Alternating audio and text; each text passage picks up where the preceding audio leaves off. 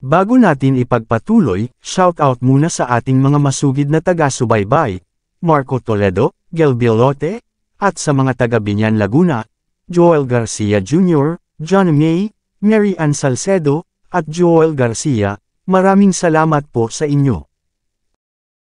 Kabanata 3671. Halos mag-ubo ng dugo si Kenna Park. Gusto niya talagang umiyak ngayon. Mula pa noong bata siya, palagi niyang tinatreto ang kanyang sarili bilang isang wala pang may nakakagawa na katulad niyang hidden genius sa mga armas na hindi pa nakikita ng mundo. Talagang naniniwala siya na ang kanyang mga kasanayan ay walang kapantay. Ngunit pagkatapos makilala si Amber Lavigne, alam niya kung ano ang ibig sabihin ng magpakatanga sa harap ng isang tunay na eksperto. Hindi na kailangang gawin ni Amber ang kanyang pinakamahusay na mga galaw. Ang ginawa lang niya ay gayahin ang kanyang kalaban para matalo si Kenna. Napahiya tuloy si Kenna sa laban. Si Axel Garcia, na sobrang tiwala sa sarili, ay dinurog ang tasa ng tsaa sa kanyang kamay at naging alabok na may nakakatakot na ekspresyon sa kanyang mukha. Maaari kitang saksakin ng karayom sa ulo mo. Isang matamis na ngiti ang ipinakita ni Amber bago lumabas ng ring. Nawala ng kulay ang mukha ni Kenna. Alam niyang hindi lang nagbibiro si Amber. Kung gugustuhin ni Amber, madali niyang mapapatay si Kenna. Hindi siya maaaring maging matigas ang ulo kapag iniligtas ng kalaban ang kanyang buhay. Bukod dito, walang kwenta ang paglalaro ng iba pang mga pakulo kapag napakaraming makaranasang martial artist ang nanunood. Si Kenna at ang The Thousand Temple ay labis na mapapahiya kung patuloy siyang lalaban. Nagpakawala siya ng mahabang buntong hininga bago siya sumigaw, "Talo ako." Pagkatapos, lumabas siya ng ring na may nakakatakot na ekspresyon. Agad naman siyang sinampal ni Axel sa mukha. Ang mga Indian ay nadama na walang magawa sa oras na iyon. Buti na lang may pahinga sila sa araw na iyon ayon sa rules. Sumenyas si Axel, itinapat ang kanyang hinlalaki sa kanyang lalamunan habang pinagmamasdan niya si Harvey York mula sa malayo bago niya pinasok ang iba pa sa dugout. Hindi pinansin ni Harvey ang pahiwatig. Nakangiti pa siyang inihatid ang lahat para mag-lunch bago sila bumalik ng 3:00 ng hapon. Pagbalik nila ay nakita nilang mas marami ang nakaupo sa VIP seats. Hindi lamang sina Colton Torres, Nelson Torres at Ansel Torres, kundi pati na rin ang maraming kilalang tao mula sa India. Kasabay nito, naroon ang dalawang kakaibang lalaki na nakasuot ng dilaw na damit. Pinikit ni Harvey ang kanyang mga mata. Pagkaraan ng ilang sandali ay napagtanto niya na ang dalawang ito ay mula sa Golden Palace. Natural, ang mga nakatataas ay naabisuhan na tungkol sa laban. Ang lahat ay nagpakita upang manood ng palabas sa lalong madaling panahon. Hindi binati ni Harvey si Colton at ang iba pa. Sa halip, tumingin siya sa ibang direksyon at nakita niya ang isang pamilyar na mukha. Ito ay ang anak ni Wright, si Shanna Wright mismo. Natigilan si Harvey. Gusto niyang malaman kung dumating si Shanna sa ngalan ng pamilya Wright o kung nagkataon lang. Hindi rin niya kinausap si Shanna. Matapos magpakita ng mahinang tango, bumalik siya sa kanyang pinagpahingahan. Nang halos oras na para sa isa pang laban, ang host ay umakyat sa entablado at sinabing, "Pakipadala ng dalawang manlalaban sa ring." Sumenyas si Axel bago lumabas ang isang binata na nababalutan ng gintong pintura. Ang lalaking iyon ay si Nico Burton. Siya ay isang nangungunang talento na nagmula sa Indian Iron Temple. Sa murang edad, natutunan na niya ang gold shield at iron skin, ang lihim na pamamaraan ng templo. Ang katawan nito ay itinayo na parang tangke. Siya ay isang nakakatakot na tao. Sa madaling salita, ang isang ordinaryong tao ay hindi makakapasok sa kanyang mga depensa kahit na hindi niya kayang manalo sa laban. Matapos matalo ng dalawang magkasunod na laban, nagpasya ang mga Indian na gawin ang natitirang laban ng dahan-dahan at tuloy-tuloy. Nang makita ang likod ni Nico Burton, ipinakita ni Axel Garcia ang isang mahigpit na ekspresyon sa kanyang mukha. Ang reputasyon ng India ay nasa iyong mga kamay ngayon, Nico. Ibigay mo lahat ng meron ka. Hindi tayo dapat matalo dito. Huwag kang mag-alala, Mr. Garcia. Hindi ko ipapahiya ang pangalan natin. Sagot ni Nico sa malamig na tono. Pagkatapos, naglakad siya papunta sa gitna ng ring bago malamig na tinitigan si Harvey York at ang iba pa.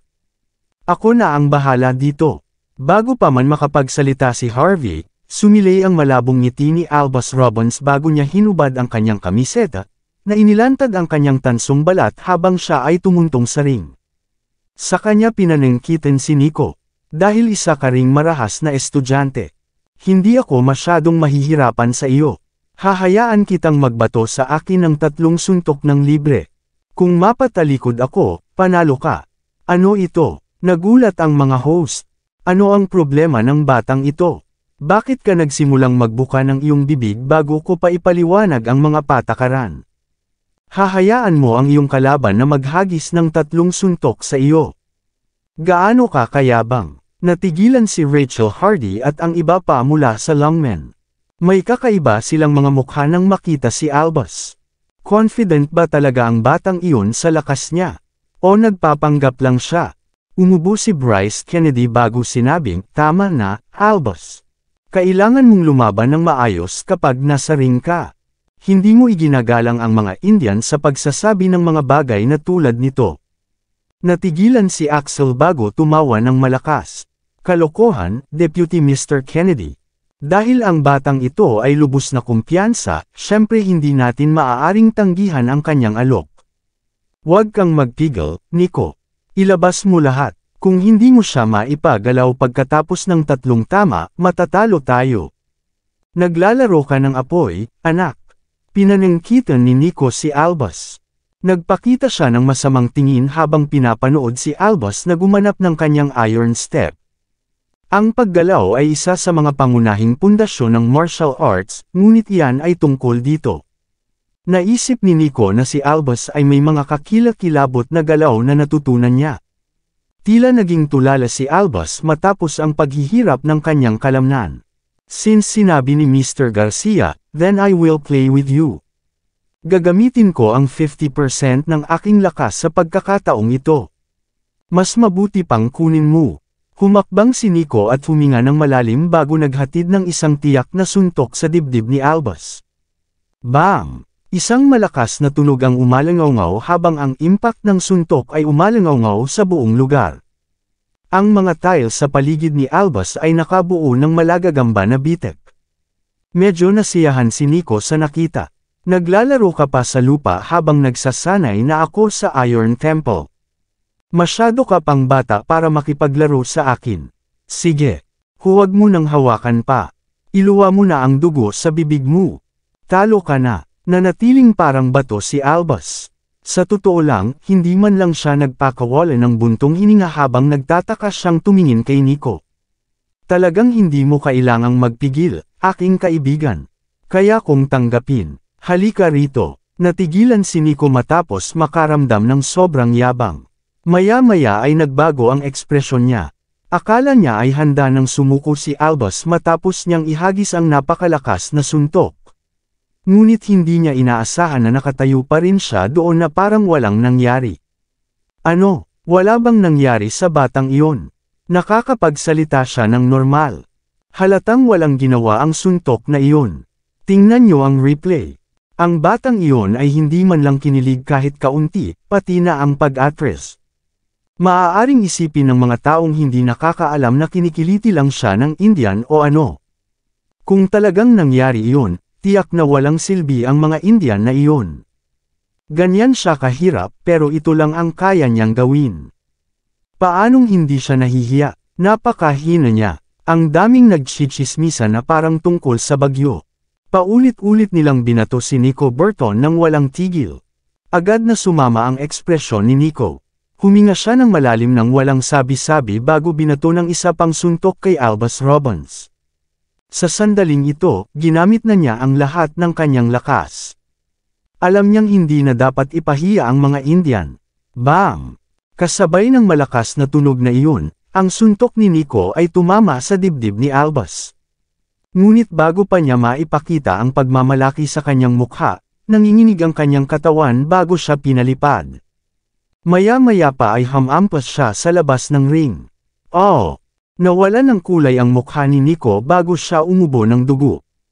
Pagkatapos, pilit niyang itinaas ang kanyang kamay bago niya sinabing, "Ikaw. Niloko mo ako. Hindi yun makatarungan." Nagpakita ng inosenteng ekspresyon si Albus matapos marinig ang akusasyon ni Nico. Wala siyang ginawa. Pinalipad lang si Nico sa sarili niyang impact. Agad namang nabigla ang mga Indian nang makita ang tanawin. Natalo siya. Hindi man lang nagtaas ng daliri si Albus para paliparin si Nico. Ano pa ba ang silbi ng laban?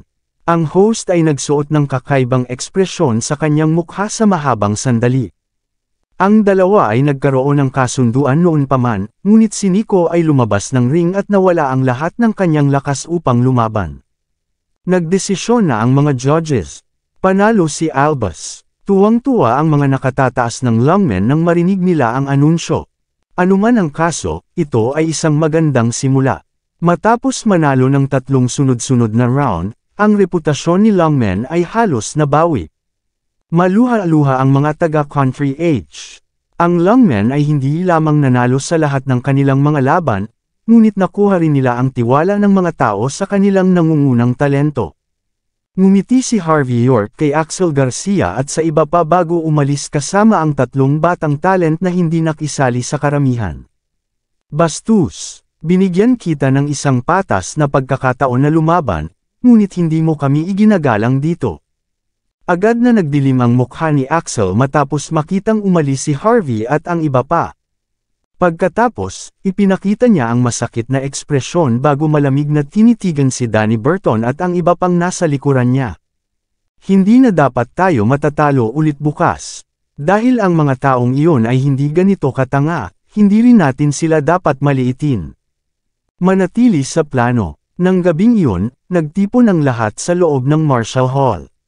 Lubos na naghanda si Lane na Iswell at ang iba pa para sa okasyon upang matamasa ng lahat ang saya ng tagumpay. Si Amber Lavigne at ang iba pa ay mga nangungunang talento, ngunit napaka-humble nila.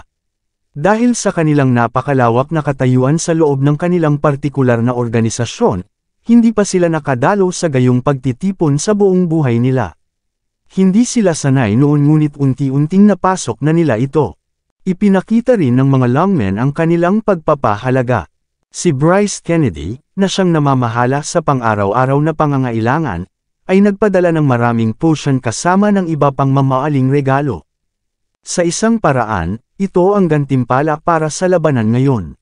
Sa kabilang banda, inaasahan niyang patuloy na durugan ni Harvey York at ng iba pang kabataang talento ang mga Indian gaya ng dati. Kung tutusin, tinapakan sila ng mga Indian sa simula pa lang. Hindi lamang lubos na gamaan ang pakiramdam ng mga nakatataas ng lungmen pagkatapos ng laban, ang reputasyon ng lungmen ay nabawi din. Nakahanap pa sila ng maraming ghostwriters para i-publish ang nangyari ngayon.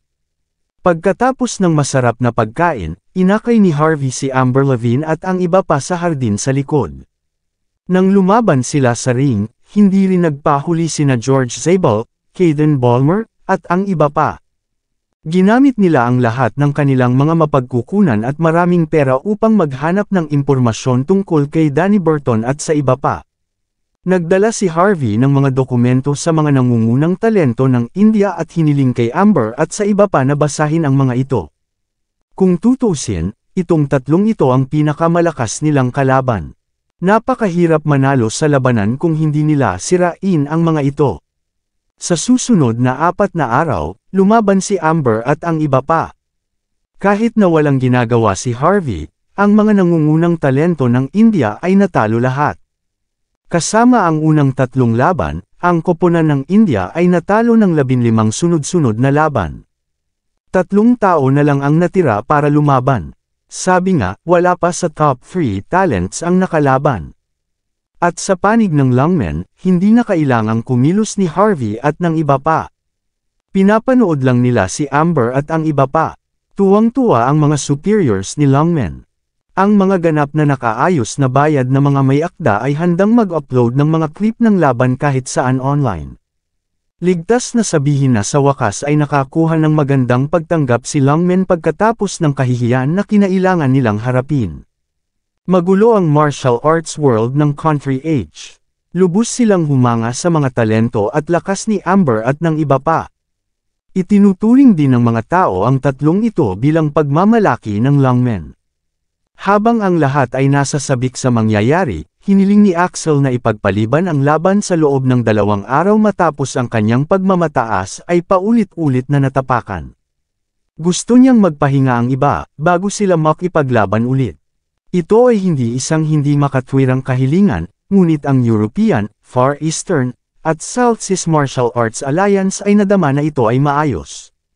Kahit na ang mga tao ng bansa H ay mahigpit na tutol sa ideya, wala silang pagpipilian kundi sumama dito. Dahil wala nang ibang magawa ang Longmen, nagpasya silang kumuha ng wave ng mga ghostwriters para gawing mas sikat si Amber at ang iba pa. Sa loob lamang ng 3 araw, naging mas sikat silang 3 kaysa dati. Ang ikatlong araw ay tila ang kalmado bago ang bagyo. Sa oras na ito, nakatanggap ng tawag si Harvey. Pagkatapos, pumara siya ng taxi bago pumunta sa Asian Hotel na matatagpuan sa gitna ng Floatwell. Halos gabi na, fully booked na ang Indian-style hotel. Kanina pa naghihintay ang isang babaeng nakadamit. Siya ay isang kakaibang kagandahan. Ang make-up sa kanyang mukha ay hindi lamang katangi-tangi, ngunit ang kanyang mga ngipin ay kasing puti din ng gereng. Ang nakalantad na mga payat na binti ay humihila rin sa puso ng mga tao. Kahit sinong lalaki ay maglalaway sa ganoong tanawin. Ang damit ay perpekto para sa gayong kagandahan. Parang napaka-perpekto niya. Pagkababa ng taxi, napangiti si Harvey nang makita ang nakakasilaw na dilag. Kamangha-manghang kagandahan. Hindi nakakagulat na ang mga hari ng bansa H ay pumupunta sa kanluran sa lahat ng oras. Pupunta ako at bibisitahin din ang dalaga kung may pagkakataon ako. Ang sabi, kung plano mong makipagkita sa akin sa isang napakahalagang sandali kapag ito ay huli na. Kung gayon ito ay dapat na isang honey trap, tama ba? Maraming salamat sa lahat ng sumusubaybay. Please subscribe and follow my YouTube and Facebook channel, Pilipino Novel. Maraming salamat po. Kabanata 3695. Wala akong pakialam na magsakripisyo para sa aking bansa kung ikaw ang aking target. Isang mahinang ngiti ang ipinakita ni Zoe Garcia bago gumawa ng kilos, at dinala si Harvey York sa silid na inihanda na noon pa man. Umupo si Harvey at kinuha ang tasa bago ngumiti pabalik sa kanya. I'm a good man, Miss Garcia. Iyon ay medyo impolite, hindi ba? Hindi gagana ang mga honey traps. Kung ito ay gagana o hindi depende sa iyong saloobin, sagot ni Zoe. Ang saloobin ko, naglagay ng mapaglarong ekspresyon si Harvey. So hindi madali para sa akin na kumain dito. Ito ay malinaw na isang bitag para sa akin. So ano ba talaga ang gusto mo sa akin? Hindi na kailangang pigilin ang anumang bagay. Bakit hindi mo nalang sabihin sa akin ang lahat? Napabuntong hininga si Zoe na walang magawa sa mukha. Hindi mo ba alam kung bakit kita dinala dito? Natrap mo ako sa unang araw, at inihiwalay ako sa ibang mga Indian. Nagdududa na sila at iniiwasan nila ako mula noon. At ngayon, pagkatapos ng 15 sunod-sunod na pagkatalo, lahat ay nakatuon ang kanilang galit sa akin. Sinasabi nilang lahat na winasak ko ang India, at binili mo ako. Alam kong ginagamit lang nila akong lahat para magbulalas. Ganoon din kay Mr. Garcia, ngunit hindi ko ito kasalanan noong una. Pagkatapos, hinawakan ni Zoe ang kamay ni Harvey na may luhang tumutulo sa kanyang mga mata. Hindi ba dapat ikaw ang may pananagutan dito? Hindi ba dapat ako ang bantayan mo? Isang matamis na ngiti ang ibinigay ni Harvey. Oh, I see. Sinasabi mo sa akin na ang ilang mga salita ay sapat na para ma-depress ka. Nagtatrabaho tayo para sa iba't ibang tao, kaya sa palagay ko hindi ako makakapagbigay sa iyo ng pahayag tungkol dito. Siyempre, nakakaisip pa ako ng mga paraan para makatulong sa libreng pagkain na binigay mo sa akin, Miss Garcia. Kung aalis ka sa India at sasali sa bansa H kasama ang Marshall Hall, lahat ng sinabi ko noong isang araw ay malalapat pa rin. Taunang sweldo na $1.5 bilyon at $500 milyong, at 40% stock. Hindi mo makukuha ang pagkakataong ito kahit na nahihirapan ka sa 8 magkakaibang buhay sa India. Ano ang sinabi mo? Huminga ulit ng malalim si Zoe. Gusto talaga kitang makasama. Naniniwala ako na hindi ka nababalik sa iyong mga salita. Maamo ang ekspresyon ng mukha ni Zoe. Dahil doon, dapat mong malaman na hindi ko magagawa ang anumang gusto ko. Kaya kitang samahan ng walang pag-aalinlangan. Maaaring lumapit sa akin ang mga Indian kung gusto nila. Ikaw ang pumatay kay Cody Garcia. Magiging madali para sa iyo na protektahan ang isang mahinang babae na tulad ko. Ngunit ang aking pamilya ay nakatira pa rin sa India. Kung magtatrabaho ako sa ilalim mo, tiyak na lilipulin sila ng mga Indian. I can't be selfish like that. Maaari lang akong magpasalamat sa iyong kabutihang loob. Bakas sa mukha ni Zoe ang walang magawa. Parang sumama ang loob niya dahil hindi niya makasama si Harvey. Kalmadong ngumiti si Harvey. Kung ganoon nga ang kaso, ano ang layunin ng pagkain na ito? May pag-uusapan ako sa iyo.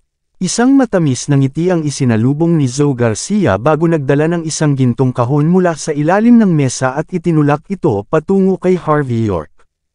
Natanggal ang jacket niya sa kanya, tumambad sa kanya ang malambot niyang mga balikat habang itinutulak niya ang kahon.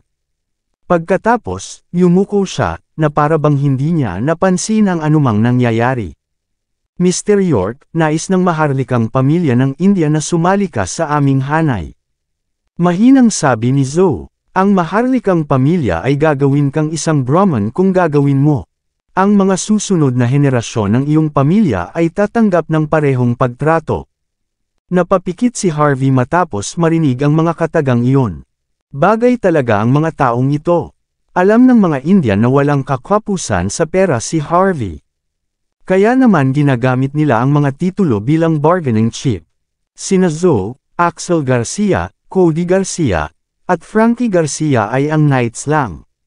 Ngunit inalok nila si Harvey ng mas mataas na posisyon kaysa sa kanilang lahat. Sa madaling salita, kung pumayag si Harvey sa deal, maaari niyang iluhod ang sinuman sa India. Siya ay magiging katumbas pa ng isang prinsipe ng India. Ang mga susunod na henerasyon ng kanyang pamilya ay maaaring magpakasal sa royalty. Hindi kayang labanan ng mga ordinaryong tao ang ganoong titulo. Sa pangkalahatan, kung ang isang tao ay hindi ipinanganak na may titulo, magiging imposible para sa kanila na makuha ito sa buong buhay nila. Sa puntong ito, ang pagtanggap sa alok ng mga Indian ay hindi naiiba sa pagiging ipinanganak na muli. Bukod dito, para matiyak na nabubuhay ka sa natitirang bahagi ng iyong buhay na walang pag-aalala, ibibigay din namin ang iyong $10 bilyong na bayad sa pag-aayos. Sa karagdagan, kami ay nagmamay-ari ng 300 ektarya ng lupa sa pangunahing lugar ng bansa sa ilalim ng iyong pangalan. Ang 3 dakilang templo ng India, Heavenly Temple, Thousand Temple, at Iron Temple ay kukuha sa iyo bilang kanilang Dharma Elder. Malapit nang malampasan ang iyong katayuan sa 3 demons monks. Sumandal si Zoe, inilantad ang kanyang cleavage habang nagsasalita siya sa malumanay at mapagmahal na tono. Magagawa mo ang anumang gusto mo sa India. Fame, status, wealth, women. Kahit anong gusto mo. Tulad ng sinabi mo, hindi ako makakakuha ng $15 milyong sa aking buhay sa India. Ngunit hindi ka rin makakakuha ng titulong tulad nito sa bansa H. Pagkatapos, dahan-dahang binuksan ni Zoe ang kahon bago ang isang gintong badge na may label na Brahman ay ipinakita sa loob. Dahan-dahan niyang hinaplos ang badge na may pagtataka sa mukha. Kung tatango ka lang, maaari kang maging bagong Indian Brahman. Ikaw pa ang magdala nito. Napapikit si Harvey sa badge. Hindi siya basta-basta tumanggi sa alok. Tumingin lang siya kay Zoe nang nagtataka. Na-curious ako, ano ang silbi ng pag-aalok ng lahat ng ito sa akin? Hindi ka lang nagbayad ng malaking halaga para makasama mo ako, di ba? Bakit hindi mo sabihin sa akin kung ano ang gusto mo? Interesado ako sa alok mo, ngunit hindi ako gagawa ng anumang pagpatay. Isang mahinang ngiti ang ipinakita ni Zoe bago niya hinawakan ang likod ng palad ni Harvey. Minamaliit mo ang iyong sarili, Sir York. Dapat magkaroon ka ng higit na tiwala sa iyong sarili. Para sa amin, ang isang talentong tulad mo ay ang pinakamalaking kayamanan na maaari naming magkaroon. Ang iyong lakas at kakayahan ay talagang karapat-dapat sa gantimpala. Isang matamis na ngiti ang ipinakita ni Zoe Garcia. Siyempre, para ipakita na handa kang maging isa sa amin, kailangan ko ng kaunting patunay mula sa iyo. Kung tutuusin, ang 1.3 bilyong tao sa India ay gustong maging Brahman. Dahil ang India ay handang magsakripisyo ng labis para sa iyo, dapat mong hayaan silang maunawaan na ikaw ay mahalaga, tama ba? Kung hindi, paano mo mapapasaya ang karamihan? Patunay. Isang mahinang ngiti ang ipinakita ni Harvey York. Huwag mong sabihin sa akin na tungkol ito sa laban bukas. Matalino ka, Mr. York. Nalaman ko. Napangiti si Zoe. Sinabi ni Ginoong Garcia na kung si Amber Lavigne at ang iba pa ay matalo sa laban bukas, bibigyan ka namin ng pera at isang badge on the spot. Ang iba mo pang mga regalo ay ihahanda ka agad pagkatapos nito. Kasabay nito, maghahanda kami ng isang pribadong jet para sa paglalakbay mo sa aming makapangyarihang bansa. Kung gusto mong magdala ng mga kaibigan at pamilya, maaari rin naming ayusin iyon. Sisiguraduhin namin na mamuhay ka ng comfortable sa natitirang bahagi ng iyong buhay. Kung ayaw mong malaman ito ng mga tao, tatahimik din kami. Iisipin lang ng lahat na mababa ang Lungmen at H-Country. Hindi nila malalaman ang mga tagumpay mo kung iyon ang gusto mo. Papalapit ng papalapit ang mukha ni Zoe kay Harvey sa oras na ito. Mr. York, magiging madali para sa iyo na gawin ang anumang gusto mo kay Amber at sa iba pa dahil lubos silang nagtitiwala sa iyo. Basta tumango ka lang, magiging iyo ako ngayong gabi. Hinihiling mo lang ba na harapin ko si Amber at ang iba pa? Nagtatakang tanong ni Harvey, may nakalimutan ka siguro. Kakayanin ko ang lahat ng gusto ko, ngunit hindi pa rin ako nakakasama. Maaari kong ilabas ang bawat isa sa iyong pinakamahusay na mga talento sa aking sarili pagkatapos anihin ang iyong mga benepisyo. Nagbibiro ka, napangiti si Zoe habang nakatitig kay Harvey na puno ng paghanga. Hanggat matatalo mo ang tatlong ito, magiging isa ka sa amin. Bakit pa tayo maglalaban sa mga oras na iyon? Wala ka namang mapapala dyan. Siyempre, kung gagawin mo iyon, sisisihin natin ang ating sarili dahil wala tayong swerte. Ngunit batay sa aking mga obserbasyon, masasabi kong hindi ka makitid ang pag-iisip. Kung tutuusin, ang 10 bilyong dolyar at isang titulong Brahman ay mahalagang bagay, tama ba? Binigyan siya ni Zoe ng maamong tingin, parang nagtiwala talaga siya kay Harvey. Parang ibibigay niya ang katawan niya basta pumayag si Harvey sa deal. Isang matamis na ngiti ang ipinakita ni Harvey na walang sagot. Alam niya na ang mga taong iyon ay hindi bulag na maniniwala sa kanya, dahil sa kanilang kasuklam-suklam na saloobin. Ang tinatawag na meeting ay arrangement lang din. Matapos ang pagpikit ng kanyang mga mata sa nakasisilaw na babae, nagliwanag ang mga mata ni Harvey bago siya nagpakita ng isang mahinang ngiti. Dahil napaka-generous mo, tatanggapin ko ang alok mo. Aalisin ko si Amber at ang iba pa bukas. Pero hayaan mo muna ako kung ano ang gusto ko. Mabilis na hinawakan ni Harvey ang kamay ni Zoe bago niya ito hinaplos. Hindi ka utol, tama. Natigilan si Zoe Garcia. Nagulat siya sa sinabi ni Harvey York. Sa isip niya, buong tatag na tatanggihan ni Harvey ang alok. Mabilis niyang nabawi ang kanyang ngiti bago tahimik na sumagot, of course. Kaya nga, hindi pa ako handa. Bakit hindi natin gawin kinabukasan, Sir York? Bahagyang nairita si Harvey matapos marinig ang sinabi ni Zoe. Babalik ka ba sa iyong mga salita ngayon? Cool na tanong ni Harvey pagkatapos huminga ng malalim. Pinatrabaho mo ako nang wala akong natatanggap na kapalit. Siyempre, kailangan ko muna ng mabuti bago magsimula sa trabaho. Kung ayaw mong gawin ito ngayon, magagawa natin ito sa ibang paraan.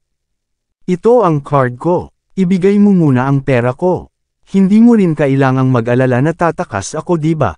At saka, mas interesado ako sa'yo. Nagnanasa ako sa katawan mo. Inilabas ni Harvey ang kanyang bank card bago ito inilagay sa kamay ni Zoe. Agad na napawi ang ngiti ni Zoe. Lahat ng ginawa ni Harvey ay nahuli siya ng tuluyan. Sa isip niya, tatanggihan na ni Harvey ang alok, at baka magalit pa. Pero sa halip, matako at perwisyo ang lalaking nasa harapan niya. Ito ay, medyo huli na para dyan. Magiging mahirap din para sa amin na ilipat ang ganoong kalaking pera sa napakaikling panahon. Pilit nang umiti si Zoe sa kanyang mukha. Pero huwag kang mag-alala. Hanggat gagawin mo ang sinabi ko sa iyo, bibigyan ka namin ng pera pagkatapos nito. Wala kang makukuha kahit isang sentimo. Nawala ang ngiti ni Harvey sa kanyang mukha. Sa tingin mo ba ay 3 taong gulang ako o ano?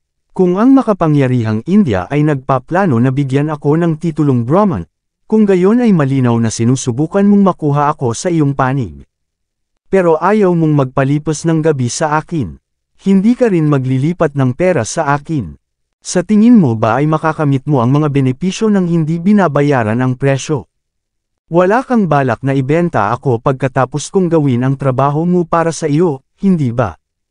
Naningkit ang mga mata ni Zoe bago niya pinilit ang kanyang ngiti. Anong sinasabi mo, Mr. York? Kami ay mga taong mapagkakatiwalaan. Pwedeng mo kaming pagkatiwalaan. Ngumisi si Harvey. Kung iyon ang kaso, hindi mo sana inihanda ang isang bagay na tulad nito sa unang lugar. Lumapit si Harvey at hinayla ang brooch sa damit ni Zoe bago ito kinurot ng bahagya. Nahulog ang electronics sa brooch matapos itong masira sa kalahati. Ito ay isang pinhole-sized na camera. Matapos gawing alikabok ang electronics, casual na kinuha ni Harvey ang cellphone ni Zoe mula sa mesa at nahati ito sa kalahati. Inilagay mo ang lahat ng mga trick na ito sa harap ko. Pero balak mo lang akong e-frame, di ba? Mag-a-upload ka ng mga pag-uusap natin online kung tatanggapin ko ang iyong alok o hindi. Ang kailangan mo lang gawin ay putulin ang record at gawin ang voiceover bago ako maging pinakakinasusuklaman na tao sa buong bansa. Tuso talaga kayo. Hindi lang ikaw ang nagsisikap na matalo ako sa laban, ngunit gusto mo ring masira ang aking reputasyon sa mga darating na taon. Mabilis na tinanggal ni Harvey ang ilang kamera na eleganteng nakakamuflag sa katawan ni Zoe. Si Zoe ay may kakilakilabot na ekspresyon sa kanyang mukha noong huling inilabas ang kamera. Sige, tama na para sa araw na ito, Miss Garcia. Bumalik ka at sabihin mo kay Axel Garcia ang isang bagay para sa akin. Ang mga scheme ay hindi gumagana tulad nito. Kung gusto niyang gumawa ng mga walang laman na pangako, at least ipakita mo muna sa kanya ang totoong bagay. Hindi tanga ang mga tao ngayon. Hindi ako interesado sa alok mo sa simula pa lang, ngunit interesado ako sa iyo. Hinawakan ni Harvey York ang kamay ni Zoe Garcia ng mahinahon bago binawi ang kanyang card na may malaking ngiti. Miss Garcia, some of the things you promised me were too good to be true. Ang mga bagay na iyon ay ganap na hindi maabot. Ngunit hindi ang Marshall Hall. Tatanggapin ka pa rin namin ng bukas kapag handa ka na. Hindi ko binabalikan ang aking mga salita. Tapos, tumawa si Harvey bago umalis. Napaawang ang bibig ni Zoe sa sobrang galit niya. Tahimik niyang ibinalik ang kamay sa kanyang bag. Kaagad pagkatapos noon may lumabas na card na walang tunog. Nang kunin ni Harvey ang kanyang card ay isinuot niya ang isa pa sa kamay ni Zoe. Sinulyapan ni Zoe ang black card sa gilid ng kanyang mata na may pagdududa. Matapos ganap na baliwalain ang mga paghihirap ni Zoe na magdesisyon, umalis si Harvey sa Asian Hotel. Tinawagan niya si Fisher Bennett upang iulat ang kanyang pakikipagtagpo sa kanya upang maiwasan ang sinuman na gumawa ng malaking kaguluhan. Ligtas na sabihin na walang interes si Harvey sa anumang bagay na iaalok ng mga Indian. Kung meron man, sinakal na siya ni Axel. Hindi lamang matatapos si Harvey na wala sa huli, ngunit ang kanyang reputasyon ay tuluyang masisira ng isang beses at para sa lahat. Pagkatapos ng nangyari noong gabing iyon, mas naging maingat si Harvey sa mga kasanayan sa pangangalap ng katalinuhan ng mga Indian. Ang mga alok na natanggap ni Harvey ay payak na ginawa para sa kanya. Nangangahulugan ito na mayroon silang mga mapagkukunan sa bansa upang mang-alap ng mga naturang detalye. Walang pag-iisip, tinext ni Harvey si George Zabel para makita niya ang sitwasyon. Pagkatapos ay tinext niya si Queenie York sa Hong Kong at Las Vegas para pumunta sa India kasama si Yona Mendoza. Gusto lang niyang e-provoke si Axel gamit si Zoe para medyo matagalan ang laban. Ngunit dahil marumi ang paglalaro ni Axel, hindi inisip ni Harvey na manalo kay Zoe para mainis siya. Nang matapos si Harvey sa pag-aayos ng mga gamit, nakatanggap siya ng isa pang tawag.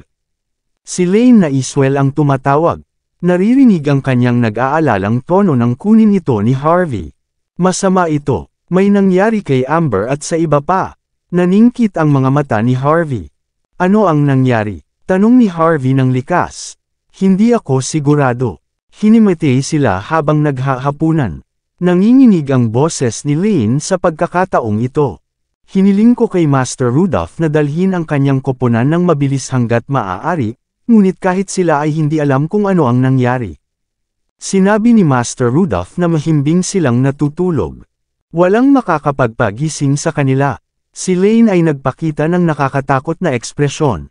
Ito ang pinakamahalagang sandali sa labanan sa pagitan ng mga lungmen at ng mga Indian. Kailangan lang ng lungmen ng 3 pang panalo para itaboy ang mga Indian. Pero biglang nagkagulo sila Amber at ang iba pa.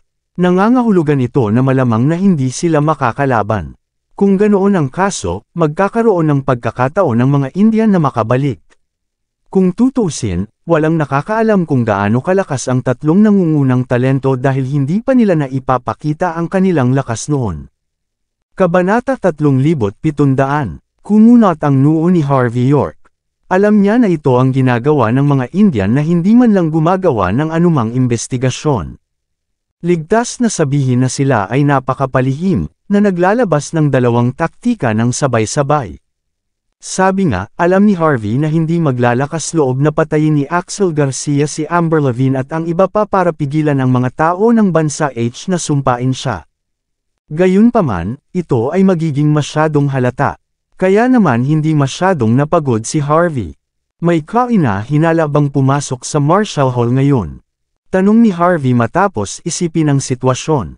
Hindi talaga, ngunit ang manggugulo na iyon mula sa Golden Palace. Sa katunayan, hindi sila nandito para magdulot ng problema. Pumunta sila para humingi ng tawad kay Amber at sa iba pa. Lumuhad pa ang masamang babae na iyon sa harap ng 3. Golden Palace. Kumunot ang noo ni Harvey. Alam niya kaagad na may mali. Pagkatapos ng lahat, pinili nila ang isang kakaibang oras upang bumisita. Mabilis na pumara ng taxi si Harvey bago bumalik sa Marshall Hall. Dumating si Harvey bago lumipas ang 30 minuto. Napaka-tense ng hangin dito. Maging ang mga alagad ng Lungmen Law Enforcement na namamahala sa pagbabantay sa lugar ay may seryosong ekspresyon sa kanilang mga mukha. Alam nilang walang tsansa na manalo sa laban kinabukasan kung mananatiling mahimbing na natutulog si Amber at ang iba pa.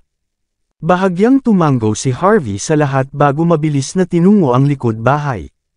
Si Rudolph at ang kanyang koponan ay nag-set up ng emergency room doon. Ang buong lugar ay napuno ng patuloy na kumikislap na kagamitan. Si Amber at ang iba ay nakahiga habang si Rudolph ay seryoso ang ekspresyon. Sir York, tulog silang lahat. Hindi natin sila kayang gisingin. Tumawag si Rudolph nang makitang paparating si Harvey. Ginamit ko ang bawat sopistikadong instrumento upang matiyak na ang kanilang mga pagbabasa sa katawan ay normal. Kung walang aksidente, magpapatuloy sila sa pagtulog.